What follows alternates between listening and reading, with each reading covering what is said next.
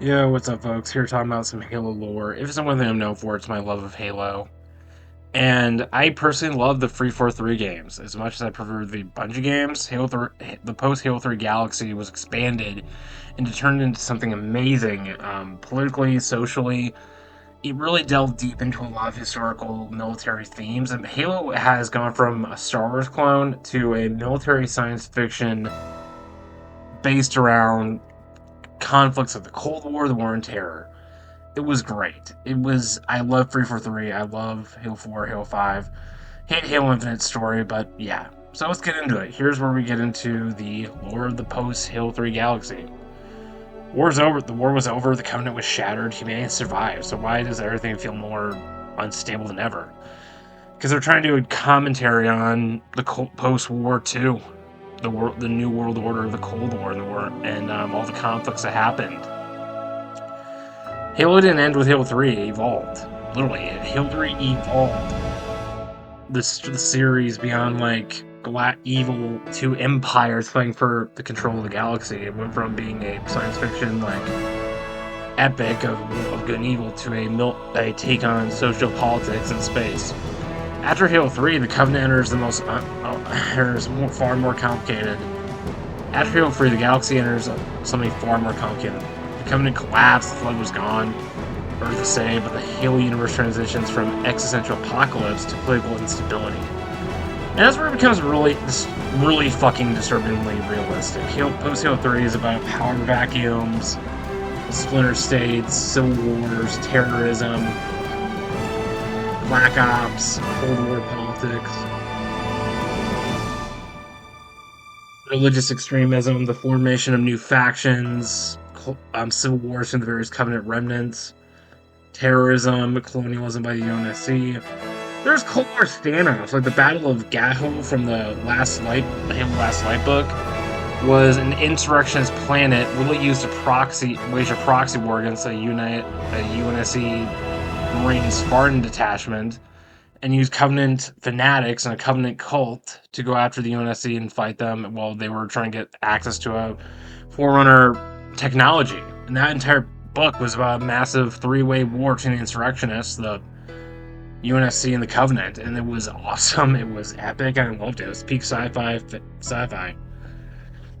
And then the end of the Halo 5, if you really get into the lore with the search for the truth, it turns into a surveillance state. The UNSC post Halo 3, yeah, it's more democratic technically, yeah, but there's surveillanceism. There's a shadow government where the Office of Intelligence, ONI, has taken over the civilian government and is directing everything. There's a shadow government, there's a mass surveillance across human space, and numerous, like, psyops to keep their power in check.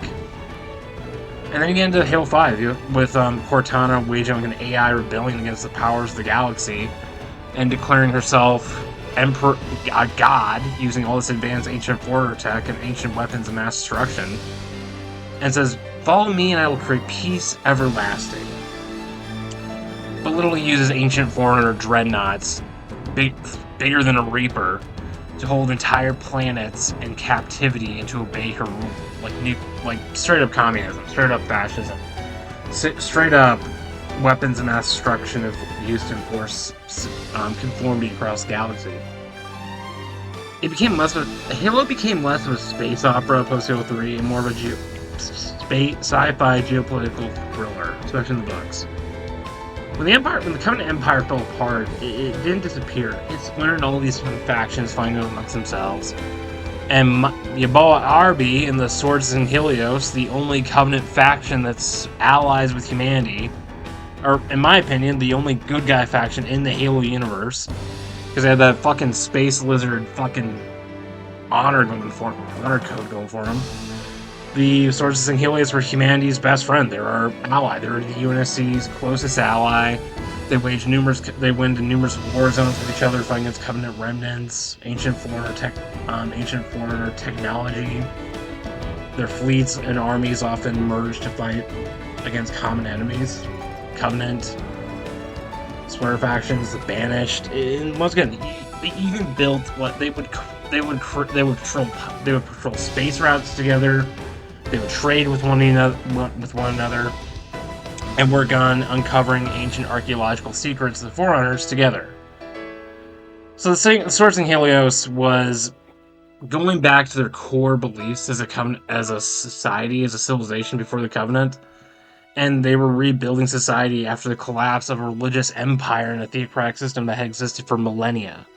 So it's all about this soul searching. And then again, the elites weren't united. There's all these different factions fighting amongst themselves and calling the other faction heretics. And there's a massive civil war on Sanghelios, and the Office of Civil Intelligence, being the assholes they are, gave nuclear weapons and weaponry to Covenant splinter factions to rise up against the Arbiter and wage an insurrection against his faction. So there you go, war and terror. We were giving alien rebels weapons to fight against someone who was on paper our ally in order to keep them busy and fighting amongst themselves for the UNSC's own imperialism. And that's where Julman Dama's Covenant enters the fit. They're literally a Covenant army of alien terrorists who are guided by fanaticism. They have all this cast-off technology. There's religious militias after the Covenant's collapse, and they have this grandiose vision to make a new Covenant empire.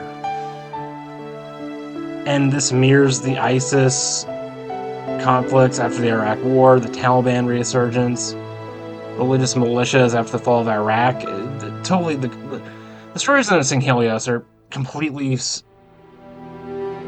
The war with Covenant remnant factions is straight up reminds me so much of the war on terror in the post-Gulf War state of the Middle East. When central theocracy collapses, radical groups don't vanish, they multiply. The Covenant wasn't just a military structure, it was a belief system. And those belief systems didn't die quietly. You have all these different factions, according to the other, to be heretics and trying to rebuild the empire in their image. And they will attack anyone, they'll bomb colonies, they'll nuke colonies, they'll glass planets. Yeah, it was really unstable. And humanity won the war, and UNSC was becoming the new major galactic power in the galaxy.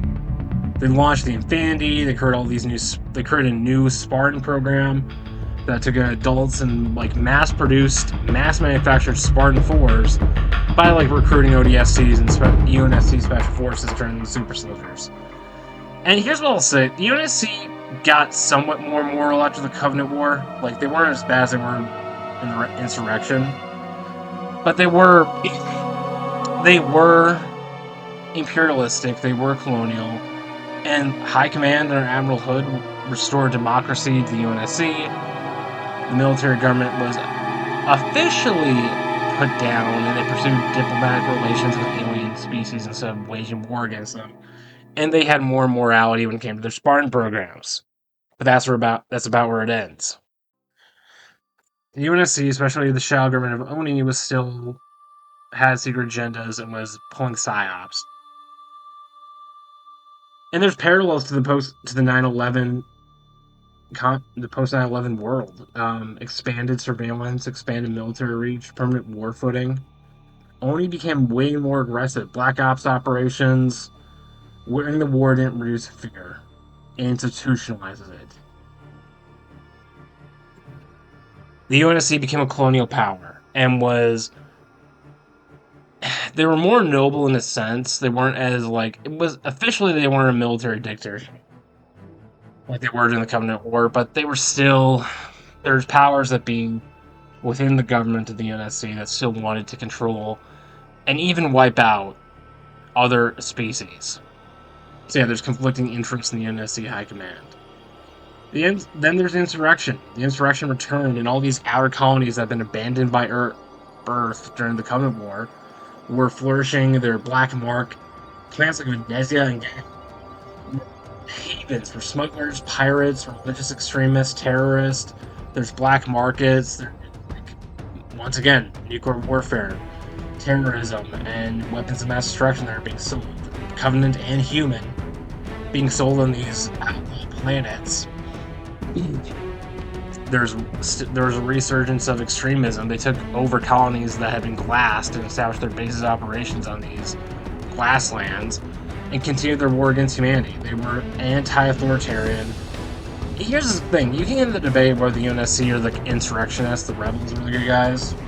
The UNSC has always been evil.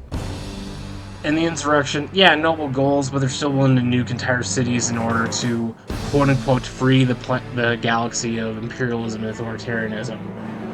Here's the thing: the ends don't justify the means, and when they do justify the means, it's rare, and you have no choice but to do what you're doing.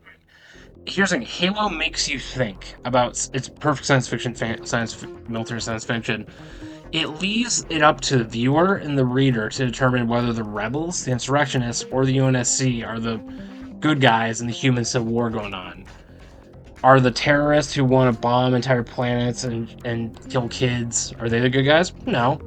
But is the force they're up against just as evil and maybe just even worse things? Yeah, they're both fucked. One's a terrorist faction, one's a fascist military government.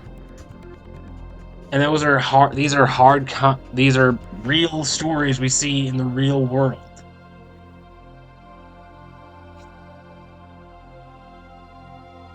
It was the story of colonialism versus colonial resistance movements, domestic insurgencies, anti-imperial liberation groups. What's the difference between a freedom fighter and a terrorist? Very, very, very hard to say sometimes.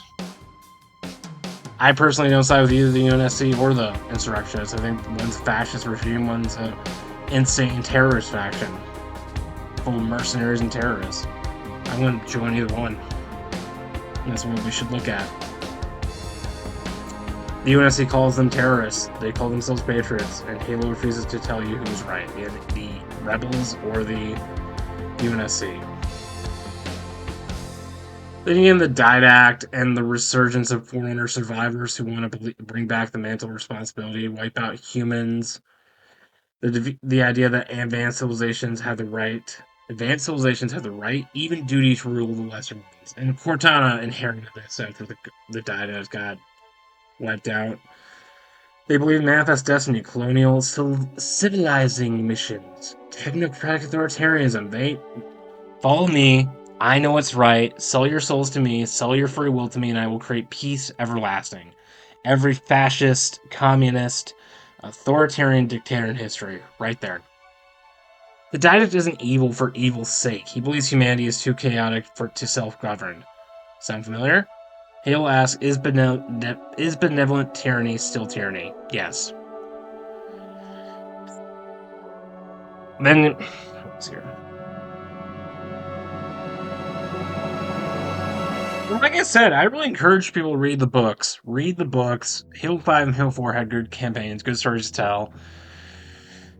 And like I said, like the books really are great military science fiction, explore a lot of the nuances and the really dark choices that were both made by militant factions, whether that be a fascist regime, an alien theocracy, ancient ascended gods.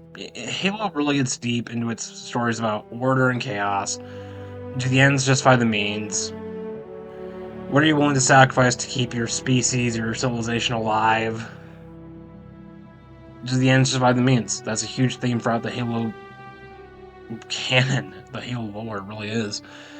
And then you get into like Cortana when she comes back with the stories about AI and how they've lived such terrible lives and how they're just doomed to die and they're just discarded. There's a lot of questions about the efficacy and what it means to be human. What is human? Is an AI human? Especially if it's cloned from a human brain like Cortana.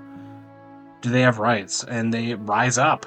They wage an imperialistic order against the galaxy in Halo 5.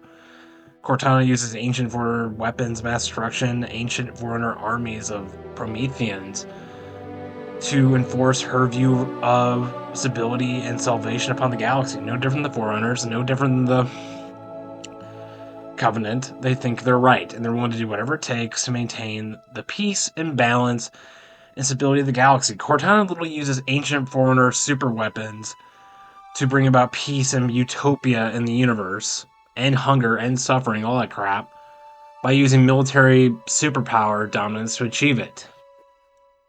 And once again, they are in this position because of the way they are treated by humanity. And Cortana, she had seen the true horrors of war and the true horrors of the Spartan 2 program, the shit that Halsey pulled.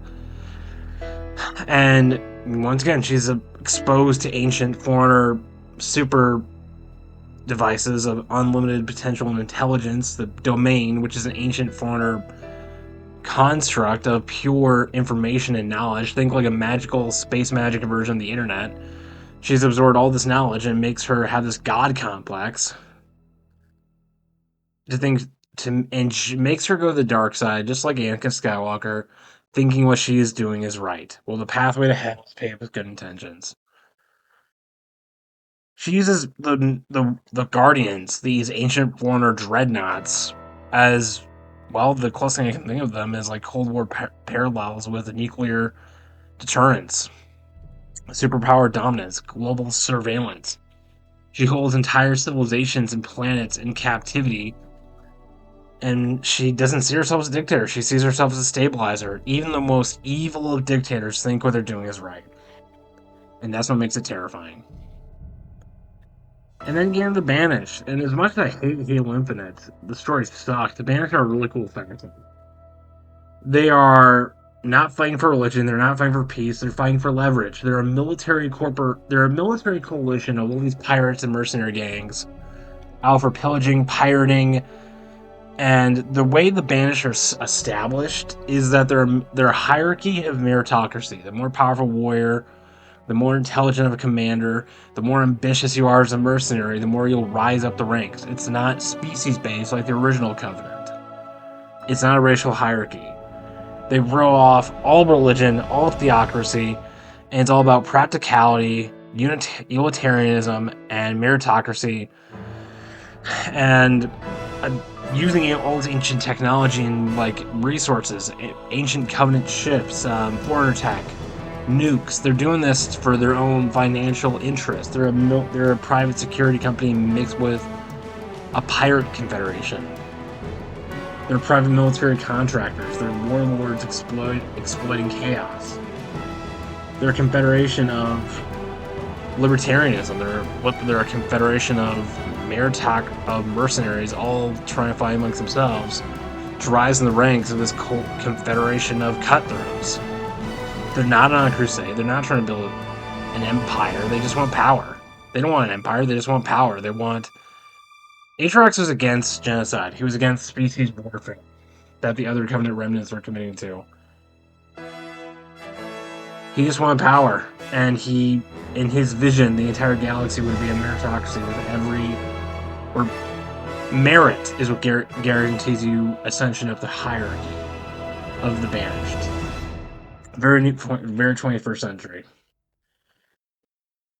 And in the post-Covenant War, I mean, the Banished were a very powerful army. They had all these resources, all these various Covenant remnants, mercenary factions, all swore their allegiance to Atrax. He rejected the prophets. He rejected the religion because he saw himself as just a slave. And he wanted to get rid of this slavery theocratic system and create a system of power where people are free. Where those who fly under his banner are free. They determine their own destiny. And I will take that over the Covenant or the UNSC any day of the week. But yeah, Atrax was fucked. He did terrible things, but he wasn't out for genocide. He was out for power and his vision of might makes the right. And you know what? I'll take that over the Covenant or the UNSC any day of the week. And in the post-Covenant War galaxy, the universe we're in a multipolar Cold War between the various factions. UNSC, Swords of Sanghelios, the various insurrection groups, independent colonies, mercenary factions, Covenant remnants, the created, and after the events of Halo Infinite, the entire galaxy goes from like Cortana's empire, the created, or had this dominion across the universe, and then when she disappears, they fall into infighting factions themselves. They fall into infighting groups themselves. Plus the Covenant remnants fighting with themselves. You got the prophets. There's a surviving order of prophets and their fleet. The last remnants of the Covenant High Council and High Command, and they're rebuilding the Empire. They're unifying the various Covenant remnant factions. The Swords of Sanghelios are trying to establish their own galactic confederation. The UNSC is scattered across the stars. They've reenacted Cold Protocol. They still have fleets, they still have armies, but they're cut off and communication is hard. And they're on the back leg. They're no longer the main superpower of the galaxy. They're back to where they were in the Covenant War era, fighting for survival and protecting their territories. Decentralized as hell. Even Oni no longer exists as a unified organization anymore. Earth and a few colonies is all the UNSC has left. And you have all these proxy conflicts, arm races, unstable alliances. It really reminds me of Mass Effect. I do think a Halo RPG set in this era, or MMO, with very Mass Effect vibes and politics and decision making would be a great Halo game. I really do think that'd be an awesome Halo game that captures like the mechanics of Mass Effect 2 and 3, and you're in a post-war galaxy in a Cold War, even close to a galactic dark age, with all the different factions and remnants and civilizations all fighting amongst themselves for power. And then there's a theory that this is the perfect opportunity for the Flood and the Precursors to come back and bring about utter annihilation for all races and civilizations in the galaxy. You got the Flood coming back and like rebuilding itself on Zeta Halo. You got the Forerunners, gods, the Precursors, observing all the conflicts in the galaxy right now and waiting to make their move and to see who will inherit the mantle. There is no final victory. This is just an endless galactic dark age and numerous wars. It's no different than when the Roman Empire fell. Western Roman Empire fell, and Earth is like the last real major power of the UNSC, and then there's like all these scattered fleets. Halo: The Empty Throne is a perfect book that explains the politics and the conflicts of the Halo galaxy post Halo 5. With all the Cold War, the different factions fighting amongst themselves, and there's all these storylines we get in these books and games that just a Halo MMO that explored and offered like conclusion a lot of these storylines would be awesome. It really would. There's just tension. The galaxy is literally in the middle of the dark age. I heard someone freaking post once say that just activate the Halo array already and reboot the series. Kind of agree with that, kind of, but it's getting interesting with all the stories we're seeing in the Halo universe, especially in the most recent books. It really is. So really, where the Halo books and Halo media post Halo 3, they didn't destroy the Halo. That's my base argument. They didn't destroy the Halo franchise, but a lot of fanboys think they did. They expanded it beyond just like good and evil Star Wars, war for survival against an alien empire. It turned into a space science fiction take on geopolitics of the last 100 years. The War on Terror, the Cold War, post-colonial collapse, debates on whether AI are sentient or alive and they deserve rights. The surveillance systems and the authoritarianism of the Office of Naval Intelligence, the colonization and I will say this, UNSC is literally America in space. For everything good and bad that comes with that. The UNSC is literally the America in space, and we're the dominant military power for most of the Halo books and media post Bungie. And there's diplomacy, but there's still a lot of dirty warfare, secret wars, black ops, psyops, and the Halo books post Halo 3 really show you how corrupt and like dangerous military shadow governments really are, and how dangerous and how realistic a lot of these themes are in the modern day world. I mean, like, if you say anything about the Cold War, you will know that a lot of shitty, dark things happen in these kind of conflicts, and they're really up to interpretation. There's a lot of dark gray in the Halo universe. It's not grim dark, but it's definitely very dark gray, as is befitting a true military science fiction universe. The corporate militarization, bombing colonies, the Wild West galaxy that is the Outer Colonies, the various Covenant Remnant factions. The Covenant Remnants are really cool because it reflects how an ancient alien empire that lasted over 2,000 years collapses, and you have all these different factions and remnants fighting amongst themselves or trying to find their way in the galaxy that no longer is controlled by their religion, and they're trying to find their own connection with their gods and morality system, what it means to be who they are as a species, who they are as a faction, who they are as a people, and what's worth fighting for, and how they exist in this post-war galaxy. I mean, a really good Halo book that really explores these conflicts is the Halo 5 trilogy, which is right after Halo 3. And Oni sends a Black Ops unit made up of ODSTs and a Spartan 2 on missions to stabilize Covenant remnants across galaxy. They do a lot of dark shit. Oni was actually about committing genocide of the elites.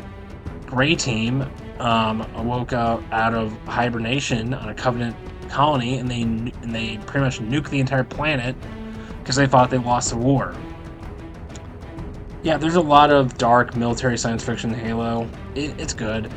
And there are idiots on the internet and any of these far right gaming communities, a lot of these gaming communities, whether that be Warhammer, whether that be Helldivers, whether that be Halo, there's a large section of the fan base of these space military science fiction shooters that think fascism is cool. That thinks that the Confederation from Starship Troopers are cool and they're the good guys. There's people that think the Hellgast from Killzone were in the right, and they were only fighting for their rights. There's a lot of far right, I don't want to say fascist, but a lot of far right, authoritarian leaning people who don't get the message about some military science fiction, and think that these militarized fascist governments, these mercenary power governments, are right and just, and they're cool, and we should LARP as them. We should LARP as Helldivers. We should LARP as the Imperial Man. Wouldn't these systems of government be cool in the real world? Yeah, there's people that don't get the point of military science fiction is trying to make, is this shit shouldn't happen, and try everything in your power to prevent the universe and humanity from coming to the point where they make these decisions. I would say some military science fiction will actually make the argument that if you reach this point as a society, as a species, you deserve to go extinct. But a lot of these, like, reverse tankies, like these space, like, far-right, simping for the Imperial Man, like, idiots, think being a freaking space marine for one of these empires is a good idea. And they're fucking idiots, and they LARP as authoritarian fascists. And there's a lot of people in these alt-right communities, especially Warhammer 40k, they don't get the point that the military, all these stories, all these universes are criticisms of militarization in your society. Yeah, no, and the galaxy wasn't saved post Halo 3. It wasn't saved. It was just managed and turned into war and terror and wars of mutually self-insured destruction. It really did. Oh, that's so good.